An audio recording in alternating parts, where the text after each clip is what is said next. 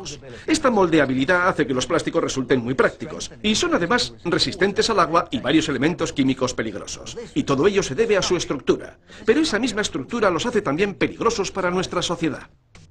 ¿Y cuál es la estructura química del plástico? El nombre químico de todos los plásticos es polímero. ¿Qué es un polímero?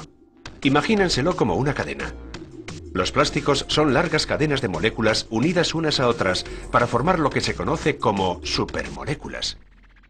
Los plásticos son supermoléculas. Son duraderos, versátiles y pueden resistir el contacto con casi cualquier elemento químico. Ni alcoholes, ni jabones, ni ácidos pueden disolverlos.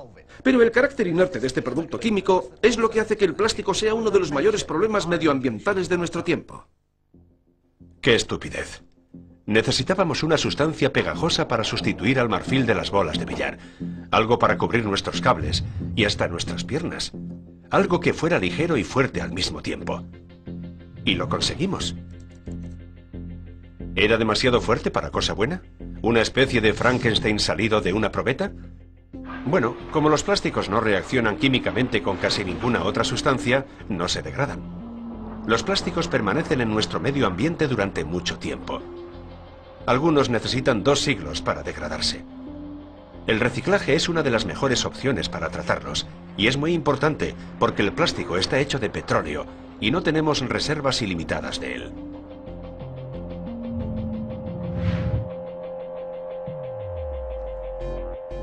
Pero parece que sí tenemos cantidades ilimitadas de plásticos, a causa de otra impresionante cualidad de la estructura del plástico. Cada uno de los diferentes tipos de plástico está formado por la misma estructura básica de supermoléculas, que es la columna vertebral del plástico. Si añadimos todo tipo de moléculas en diferentes combinaciones, como carbono, hidrógeno, oxígeno o silicio, podemos hacer diferentes materiales. Por eso tenemos tantos tipos distintos de plástico. Y todos esos nombres ridículamente largos y complicados. Y fue precisamente la comprensión de eso lo que llevó al doctor Hermann Snell a inventar un tipo de plástico completamente nuevo, los llamados policarbonatos, en 1953. Cuando estudiaba los experimentos de sus colegas de los años anteriores, encontró una reacción química que le hizo darse cuenta de que todo lo que necesitábamos para producir un plástico era reemplazar una de las sustancias por otra. Como el propio doctor Snell dijo, no es suficiente inventar algo. También tienes que darte cuenta de que lo has inventado. Generaciones de químicos anteriores a él habían supuesto que los carbonatos eran sensibles al calor y que se descomponían muy rápidamente como para resultar útiles. Pero los carbonatos y la mayoría de los polímeros pueden ser lo contrario. ¿Y a usted qué más le da? Bueno, para empezar, su cuerpo está hecho de ellos. Nuestro ADN, el sello genético que nos define a cada uno de nosotros y todos los seres vivos, es un polímero. Y también lo son las proteínas y almidones que contienen nuestros alimentos, las ruedas de los monopatines y patines en línea, y los neumáticos de bicicletas y coches. Los polímeros están dentro y alrededor de nosotros, a diario y allá donde vayamos. De modo que si hay polímeros hechos de cadenas de moléculas que se han formado de manera natural, en teoría, debería ser posible hacer un plástico natural. Es decir, un plástico que sea biodegradable. Dejar que los plásticos se pudran como las cáscaras de plátano sería un sueño medioambiental hecho realidad. De algún modo, la goma laca es un plástico natural. La idea para el primer plástico se basó en la laca que se obtenía de las secreciones de un escarabajo. De hecho, la idea nació de la escasez del insecto Laccifer laca, porque no había bastantes de ellos como para satisfacer la demanda mundial. Y la ciencia moderna ya ha conseguido dar con un plástico biodegradable, elaborado con la ayuda de una variedad de pequeñas criaturas completamente diferente. En la ciudad norteamericana de Boston, una empresa llamada Metabolics ha desarrollado un plástico, un polímero, hecho por microorganismos. Y la pregunta que se nos ocurre es, ¿cómo unas criaturas diminutas como los microorganismos pueden hacer, por ejemplo, la fiambrera de su comida? Lo que hacen es cumplir su papel en la naturaleza. Cuando los microorganismos tienen demasiada comida a su disposición, no pueden usarla toda, y lo que hacen es almacenarla como hacemos nosotros con la grasa. Hacen igual que nosotros cuando comemos demasiado. Si comemos demasiado, ganamos peso. En este laboratorio alimentan los microorganismos en demasía, y después los profesores utilizan esa materia acumulada para hacer plásticos. Es por eso por lo que el plástico que se hace aquí es biodegradable, porque está hecho por microorganismos. Y lo que está hecho por la naturaleza puede ser procesado por ella. En resumen, los microorganismos lo crean devorando comida y pueden librarse de él haciendo dieta.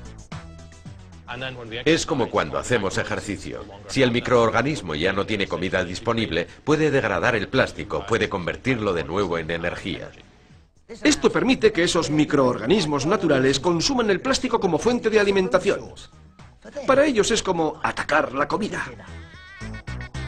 Biodegradar significa básicamente que las formas de vida más pequeñas, los microorganismos, se coman de algún modo la materia. La degradación es un proceso que tiene lugar en todos los materiales. La velocidad en que se produzca depende de factores ambientales como el calor, la luz y los elementos químicos con los que entre en contacto. Los microorganismos como los hongos, las algas y las bacterias hacen que la materia se descomponga con el tiempo. Eso es lo que vemos aquí con estas bolsas de plástico. Y la degradación se acelera si aumentamos el calor, la luz o los microorganismos. ¿Quién ha dicho que las bacterias sean criaturas repulsivas? Si nos libran de nuestra basura. A pesar de lo pequeñas que son, saben resolver problemas. Si el plástico elaborado y degradado por microorganismos suena asombroso, este mismo laboratorio también cosecha plástico en el campo, cultivándolo en una planta. Igual que usamos esta tecnología para alterar genéticamente el microorganismo para que produzca plástico biológico, estamos intentando usar este enfoque para conseguir genéticamente cultivos de bioenergía que generen plásticos biológicos. ¿Y por qué no? Si los microorganismos pueden hacerlo, las plantas también.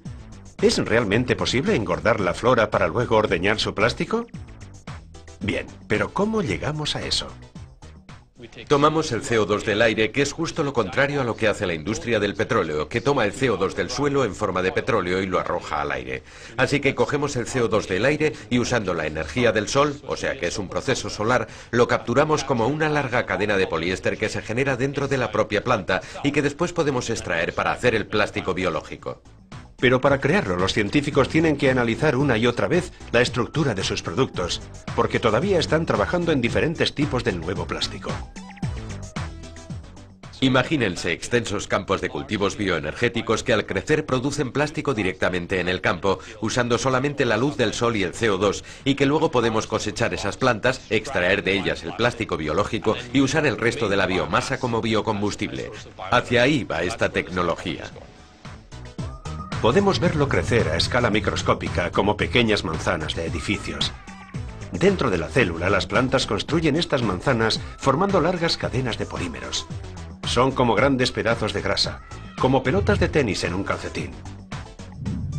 Al final, el primer material elaborado por el hombre ahora ya crece en las plantas.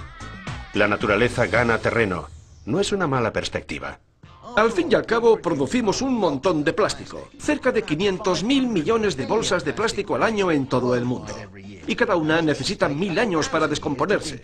Llenan nuestros vertederos, cubren nuestras calles, contaminan nuestros mares y matan a cualquier animal que, por error, las come o se queda enredado en ellas.